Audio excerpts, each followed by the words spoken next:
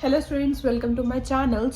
हमने last video lecture में foreign exchange का पार्ट 1 किया था और आज है हमारा फॉरेन एक्सचेंज का पार्ट 2, जिसमें हम पढ़ेंगे सप्लाई ऑफ फॉरेन एक्सचेंज। जिसने फर्स्ट वीडियो लेक्चर नहीं देखा है, सबसे पहले वो फर्स्ट वीडियो लेक्चर देखे, उसके बाद ही उसको आगे समझ आएगा। ठीक है, so let's start today's video.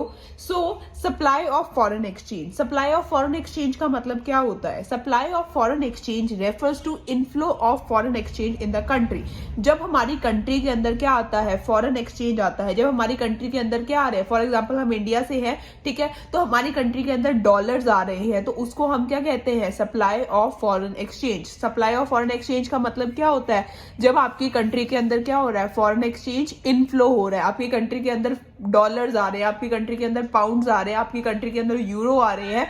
जब हमारी कंट्री के अंदर क्या हो रहा है? फॉरेन एक्सचेंज इनफ्लो हो रहा है, उसको हम क्या कहते हैं? Supply of foreign exchange. ठीक है, एग्जाम्पल से समझते हैं। Inflow of dollars in India would be considered as a supply of foreign exchange. अगर हम हमारे इंडिया जैसी कंट्री के अंदर अगर डॉलर्स क्या हो रहे हैं? इनफ्लो हो रहे हैं, ठीक है, हमारी कंट्री के अंदर अगर डॉलर्स आ रहे हैं, तो उसको हम क्या कहेंगे? Supply of foreign exchange.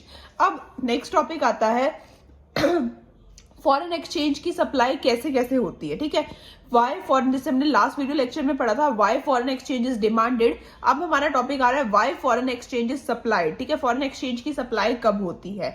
सबसे पहले तो जब हम क्या करते हैं, अब हमारे पास हमारी कंट्री के अंदर फॉरेन एक्सचेंज कैसे आएगा? कौन कौन से रीजंस होते हैं जिनकी वजह से हमारी कंट्री के अंदर फॉरेन एक्सचेंज का क्या होता है? इनफ्लो होता है। हमारी कंट्री के अंदर डॉलर्स कैसे आएंगे? क्या क्या रीजन है उसके? ठीक है, पहला है आपका export. Export of goods and services is an important source of inflow of foreign exchange. जब हम क्या करते हैं? गुड्स को एक्सपोर्ट करते हैं, हमारी कंट्री से गुड्स क्या जा रहे हैं? बाहर वाली कंट्री में जा रहे हैं, तो हमारे पास क्या होगा? वहां से डॉलर्स आएंगे। ठीक है, export of goods from India to US would mean inflow of foreign exchange in India. अगर हमने सामान क्या करा? एक्सपोर्ट करा है, तो वो लोग हमें पेमेंट किस में करेंगे? फॉरेन एक्सचेंज में करेंगे। और जब हम एक्सपोर्ट कर रहे हैं, तो हमारी कंट्री के अंदर क्या हो रहा है? इनफ्लो किसका हो रहा है? फॉरेन एक्सचेंज का हो रहा है। सेकेंड पॉइंट आता है investment from rest of the world. जैसे हम लोग बाहर की कंट्रीज में पैसा लगाते हैं, वैसे ही बाहर वाली कंट्रीज, अब्रॉड में लोग जो बैठे हैं, वो लोग क्या करते हैं? हमारी कंट्री में पैसा इन्वेस्ट करते हैं। ठीक है, investment by foreign countries in India lead to inflow of foreign exchange. अगर आपके बाहर वाले लोग, जो रेस्ट ऑफ द वर्ल्ड वाले लोग हैं, हमारी कंट्री के अंदर क्या कर रहे हैं? पैसा इन्वेस्ट कर रहे हैं, तो उससे क्या होगा? आपकी कंट्री के अंदर किसका इनफ्लो होगा? फॉरेन एक्सचेंज का इनफ्लो होगा। ठीक है, थर्ड पॉइंट की तरफ चलते हैं, direct purchases by the rest of the world. बोलते हैं अगर हमारा क्या है, कोई purchases by the resident of rest of the world from our country. बोलते हैं अगर आपके क्या है, कोई रेस्ट ऑफ द वर्ल्ड से कोई भी बंदा है, ठीक है, फॉर एग्जांपल ऑस्ट्रेलिया में कोई भी बंदा क्या कर रहा है? इंडिया से परचेज कर रहा है कुछ सामान। ठीक है, ऑस्ट्रेलिया में कोई आपका कोई भी रेजिडेंट हमारे कहां से परचेज कर रहा है? इंडिया से सामान परचेज कर रहा है, तो उससे क्या होगा? उसने इंडिया से क्या गया? सामान गया है, तो हमारी कंट्री के अंदर क्या होगा? इनफ्लो किसका होगा? फॉरेन एक्सचेंज का इनफ्लो होगा। ठीक है, पहला तो क्या था? अगर हम क्या कर रहे हैं? गुड्स और सर्विसेज को एक्सपोर्ट कर रहे हैं, तो हमारे पास क्या होगा? इनफ्लो होगा आपका फॉरेन एक्सचेंज का। दूसरा, अगर आपके फॉरेन वाले क्या कर रहे हैं? इन्वेस्टमेंट कर रहे हैं हमारी कंट्री के अंदर, तो भी क्या होगा? इनफ्लो होगा आपका फॉरेन एक्सचेंज का। थर्ड आता है, अगर आपके फॉरेन वाले क्या कर रहे हैं? कुछ परचेज कर रहे हैं हमारी कंट्री से, तो भी क्या होता है? आपका इनफ्लो होता है किसका? फॉरेन एक्सचेंज का। नेक्स्ट आता है loan from the rest of the world. बोलते हैं अगर हम लोग क्या कर रहे हैं? फॉरेन वालों से लोन ले रहे हैं। It refers to borrowings from the rest of the world. अगर हम किसी से क्या कर रहे हैं? उधार ले रहे हैं, बोरोइंग्स कर रहे हैं, तो उससे भी क्या होगा? आपकी कंट्री के अंदर क्या होगा? इनफ्लो होगा किसका? फॉरेन एक्सचेंज का। ठीक है, मैंने ऑस्ट्रेलिया वालों से उधार ले लिया, मैंने किसी और कंट्री यूके वालों से उधार ले लिया, ठीक है, बोरो कर लिया या फिर लोन ले लिया, तो उससे क्या होगा? मेरी कंट्री के अंदर किसका इनफ्लो होगा? फॉरेन एक्सचेंज का इनफ्लो होगा।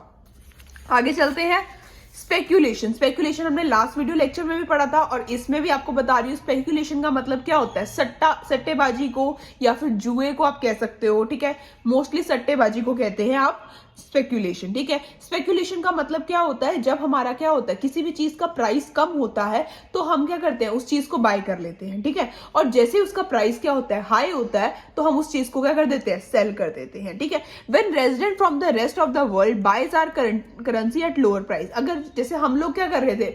अगर डॉलर्स का रेट कम होता है, तो हम उसको बाय कर लेते थे, और जब डॉलर्स का रेट हाई होता था, तो हम उसको सेल कर देते थे। ठीक है, और जब हमारा क्या हो रहा है? सप्लाई है, सप्लाई में क्या होएगा? जब बाहर वाले लोग क्या कर रहे हैं? जब हमारे रुपये की वैल्यू क्या है? कम है, तो वो क्या करेंगे, उसको बाय कर लेंगे, ठीक है। और जब हमारी रुपये की वैल्यू क्या हो जाएगी, हाई हो जाएगी, तो वो उसको क्या कर देंगे, सेल कर देंगे, और इससे उनको क्या होगा, प्रॉफिट होगा, ठीक है। और इसी को हम क्या कहते हैं, स्पेक्यूलेटिव ट्रेडिंग कहते हैं, या फिर स्पेक्यूलेशन कहते हैं, या फिर सट्टा लगाना भी कहते हैं, ठीक है। हिंदी लैंग्वेज में उसको सट्टा कहते हैं। नेक्स्ट आता है आपका unilateral transfer from abroad. Unilateral transfer from abroad का मतलब क्या है, when someone sends money from foreign country in our country. बोलते हैं अगर आपका क्या है, फॉर एग्जांपल मेरे मम्मी पापा कहाँ रह रहे हैं, फॉरेन में रह रहे हैं, ठीक है, और वो लोग क्या कर रहे हैं, मुझे वहां से पैसे भेज रहे हैं इंडिया में, तो उससे क्या होगा, इनफ्लो किसका होगा, फॉरेन एक्सचेंज का इनफ्लो होगा, ठीक है। मेरे मम्मी पापा ऑस्ट्रेलिया से मुझे जो भी हमारे डॉलर्स भेज रहे हैं, ठीक है, तो उससे क्या होगा, इनफ्लो हो रहा है। Money sent by Indian living in abroad to his family in India. बोलते कोई भी इंडियन क्या है, अगर फॉरेन में रह रहा है, मेरा कोई रिलेटिव क्या रह रहा है, यूके में रह रहा है, और वो यूके से मुझे पैसे भेज रहा है, तो इससे क्या होगा, इनफ्लो किसका होगा, फॉरेन एक्सचेंज का इनफ्लो होगा। सो क्या क्या क्या फैक्टर्स हैं जिससे क्या होता है, आपका इनफ्लो होता है फॉरेन एक्सचेंज का। पहला क्या हो गया, एक्सपोर्ट कर रहे हो आप सामान, ठीक है, तो इनफ्लो होगा। दूसरा, कोई इन्वेस्टमेंट कर रहा है, बाहर वाले आपकी कंट्री के अंदर इन्वेस्ट कर रहे हैं, तो इनफ्लो होगा। बाहर वाले कुछ परचेज कर रहे हैं आपकी कंट्री से, तो इनफ्लो होगा। आपने लोन लिया है बाहर वालों से, तो इनफ्लो होगा। नेक्स्ट क्या आता है, स्पेकुलेशन में आपका इनफ्लो होता है। और यूनिलेटरल ट्रांसफर क्या है आपका, अगर आपका कोई इंडियन रेजिडेंट क्या कर रहा है, बाहर रहता है, और वो आपको क्या कर रहा है, इंडिया में पैसे भेज रहा है, ठीक है। नेक्स्ट चलते हैं सप्लाई कर्व की तरफ, जो आपका फॉरेन एक्सचेंज का सप्लाई कर्व है, ठीक है। ये सेम जैसे आपने +1 में पढ़ा था, सेम वैसा ही है, ठीक है। अगर आपका क्या होता है, प्राइस बढ़ता है, तो सप्लाई भी क्या होती है, इंक्रीज होती है, ठीक है। फॉर एग्जाम्पल टी का प्राइस पहले क्या था, 50 रुपीज था, ठीक है, तो आपकी सप्लाई क्या थी, अगर आपका टी का प्राइस क्या था, ठीक है, टी का प्राइस था 50 रुपीज, ठीक है, तो उसकी सप्लाई भी क्या थी, 10 यूनिट्स की सप्लाई कर रहा था आपका जो भी सेलर था, ठीक है। अब टी का प्राइस क्या हो गया, 50 से 60 हो गया। अब जैसे ही प्राइस बढ़ा है, तो अब सेलर को क्या होगा कि हाँ, अगर मैं क्या करूंगा, प्राइस बढ़ गया है, तो वो क्या करेगा, वो ज्यादा क्वांटिटी को सेल करेगा। क्यों, क्योंकि उसको अब क्या होगा, ज्यादा प्रॉफिट होगा।